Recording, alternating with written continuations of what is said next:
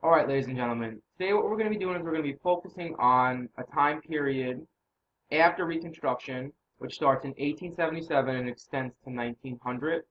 And in class, what we're going to be doing in the next few weeks is we're going to be looking at the different regions of the country again. So we're going to start with the South, then we're going to look at the North and then the West, similar to what we did in the antebellum period. So this time period, 1877 to 1900, is referred to as the postbellum period, which means after the Civil War. And the phrase that they start to use about when describing the South is they start to refer to the South as the New South. So the question you want to ask yourself, and we want to try and answer as a class, is how new is the New South?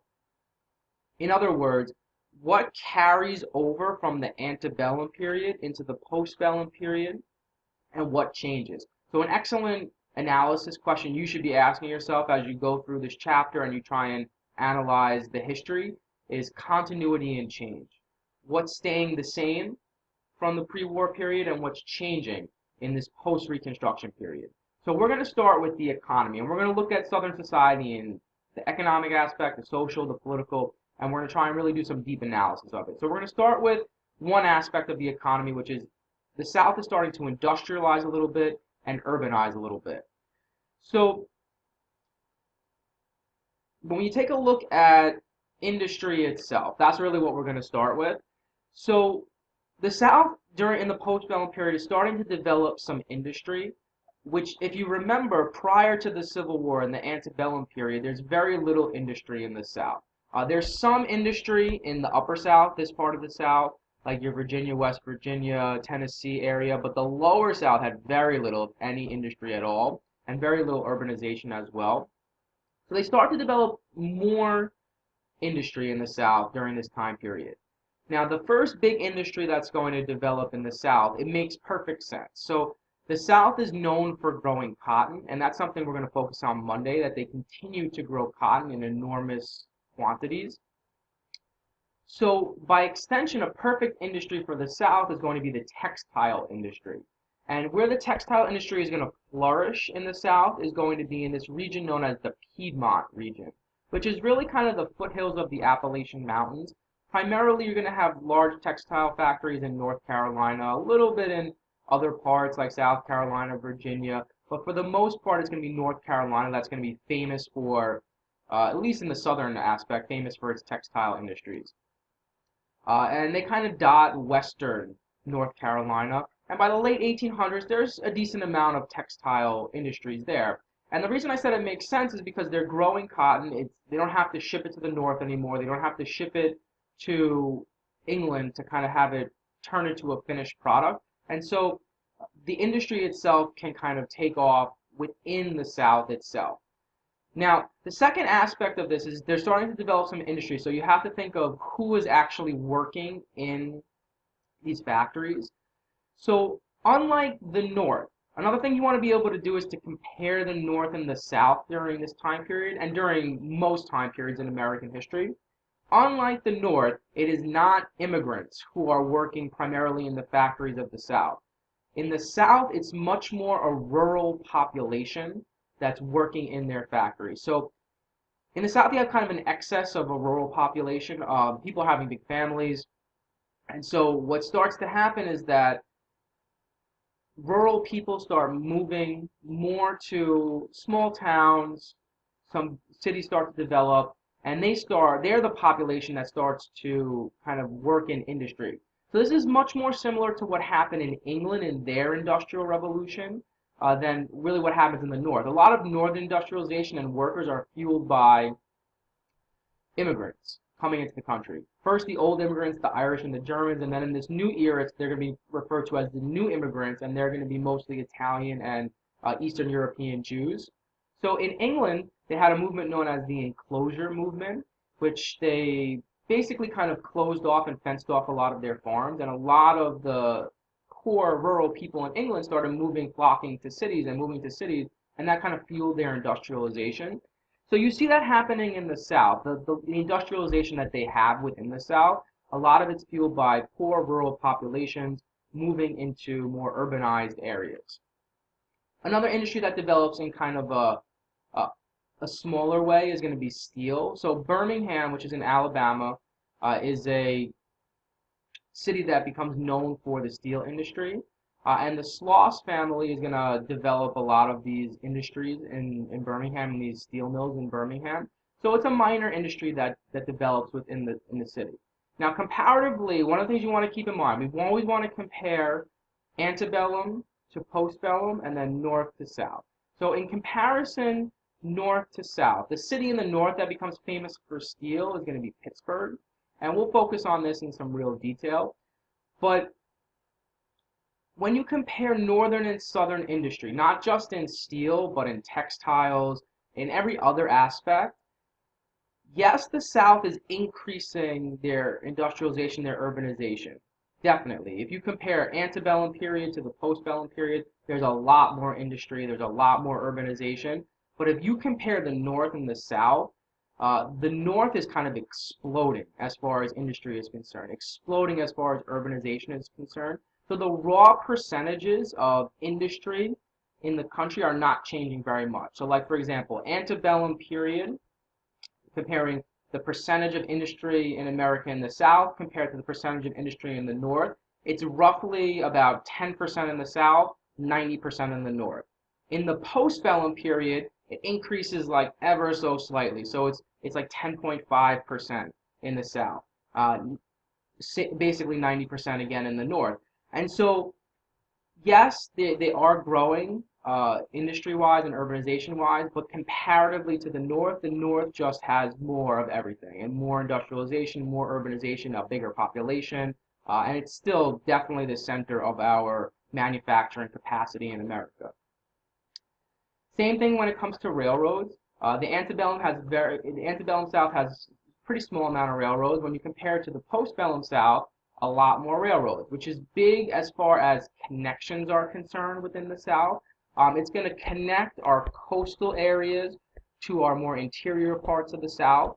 And you're going to see large urbanization developments on interior cities in the South, not just along waterways, so cities like Memphis. Atlanta was always a pretty substantial city, but cities more inland in the South. Before this, the South was kind of tied to rivers and waterways, coastal cities like Savannah. But due to railroad construction, they're able to develop in places that weren't as developed before. And there's going to be less isolation within the South. You saw a lot of big plantations, which continue. They're not necessarily called plantations anymore, but large-scale farming within the South of the cotton industry, but they're not as isolated as they once were. And one of the things I want you to notice is that there's also railroads going north-south, not just east-west within the South.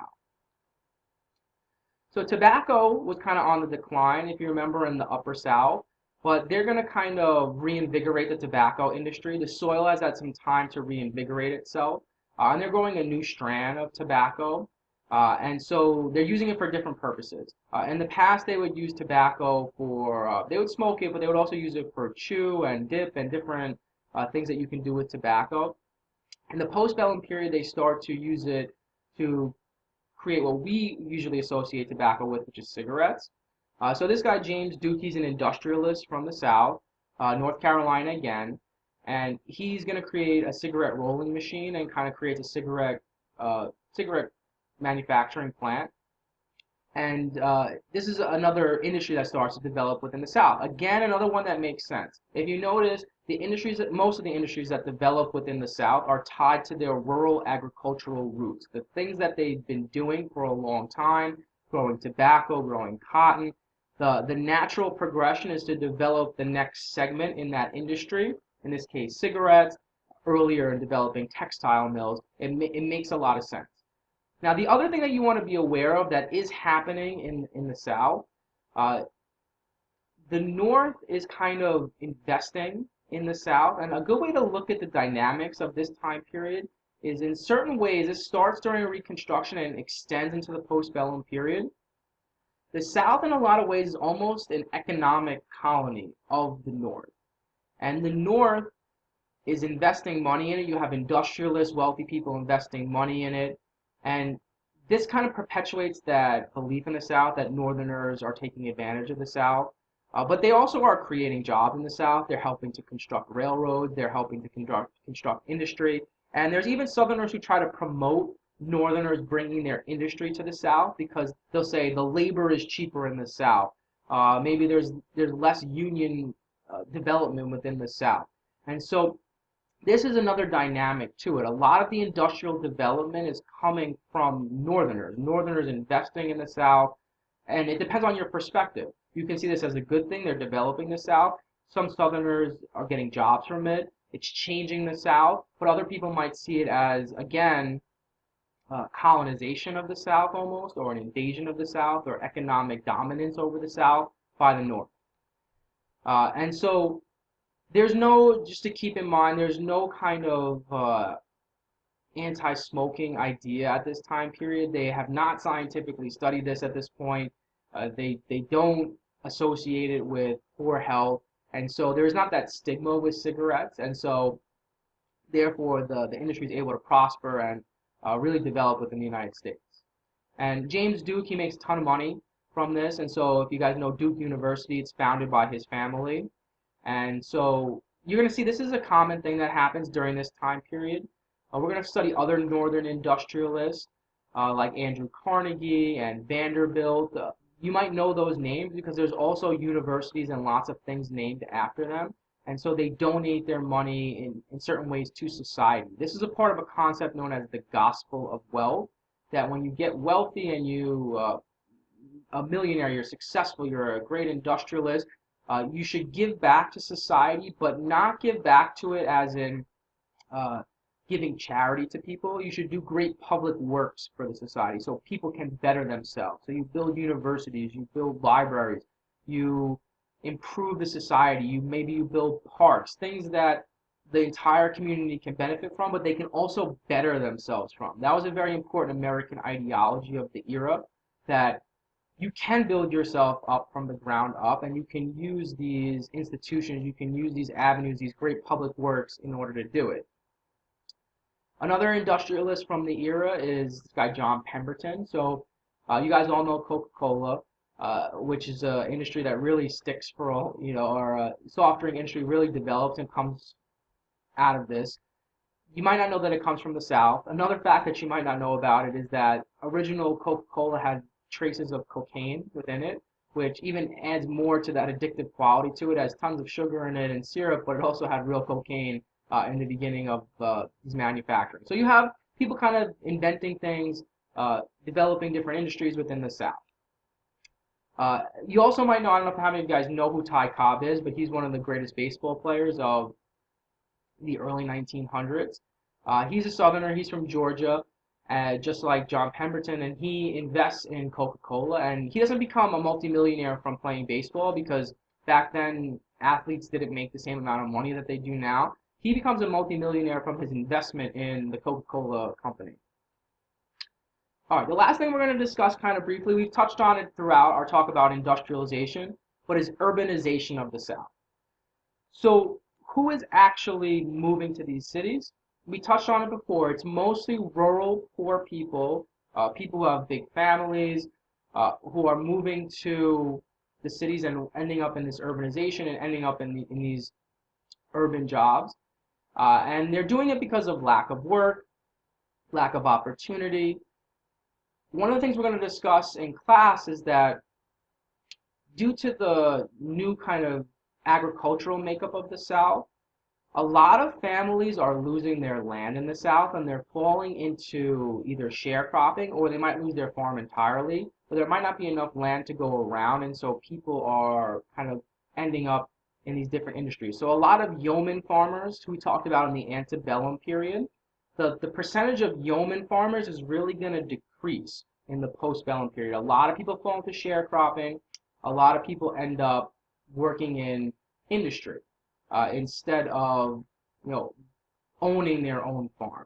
And so people are moving to the cities. Now, most of the cities that they're going to be moving to are either kind of areas that have industry or areas more internal cities. So when you compare, just like when we looked at the North and the antebellum period, it's the inland cities that see the most growth. These inland cities in the South in the postbellum period are going to see the most growth. So we're going to pick up with a look at the agriculture of the South when we come back to class. And so we'll be able to take a look at the agriculture and kind of compare it and see how that has either showed elements of continuity and change or have changed over time. And that's really kind of what we're going for in the next few days in class.